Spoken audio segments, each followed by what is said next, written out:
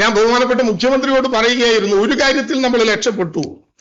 ഈ സുനിത വില്യംസ് ബഹിരാകാശത്ത് 9 മാസക്കാലം ഇരിക്കേണ്ടി വന്നത് പിണറായി വിജയൻ ഗവൺമെന്റിന്റെ കുഴപ്പമാണ് എന്ന് പറഞ്ഞില്ല എന്നതൊഴിച്ചാൽ എത്രയേറെ ആരോപണങ്ങൾക്ക് ഈ കേരളത്തിലെ ഗവൺമെന്റ് വിധേയമായി.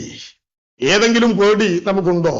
ആത്മാഭിമാനത്തോടെ പറയട്ടെ, 2025 നവംബർ 1 കേരളത്തിലെ മലയാളികളുടെ പിറന്നാൾ ആഘോഷിക്കുന്ന ദിവസം ലോകത്തിന്റെ തലയ്ക്കുമീതെ ഉദിക്കുന്ന സൂര്യൻ എത്ര ശക്തിയോടെ പ്രകാശിച്ചാലും അതിദരിദ്രയായ ഒരു കുടുംബത്തെയും കണ്ടെത്താത്ത ഇന്ത്യയിലെ ആദ്യത്തെ സംസ്ഥാനമായി പ്രിയപ്പെട്ടവരെ നമ്മുടെ ഈ കൊച്ചു കേരളം മാറുകയാണ് സമഗ്രമായ പരിശ്രമത്തിലൂടെ.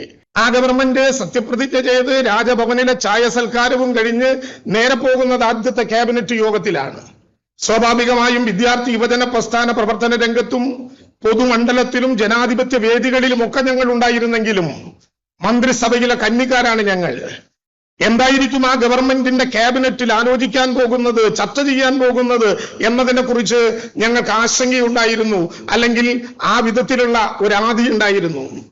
കേരളത്തിൽ 21 അംഗങ്ങളടങ്ങുന്ന ക്യാബിനറ്റിന്റെ മുമ്പിൽ 2ാം ഗവൺമെന്റിന് വേണ്ടി കേരളത്തിന്റെ മുഖ്യമന്ത്രി അവതരിപ്പിച്ചത് ഒരേ ഒരു അജണ്ട മാത്രം. മുഖ്യമന്ത്രി പറഞ്ഞ വാക്കുകൾ ഞാൻ ആവർത്തിക്കുന്നു: ഈ കേരളത്തെ എങ്ങനെ കഴുത്തു പിടിച്ചു ഞെരിച്ചു കൊന്നാലും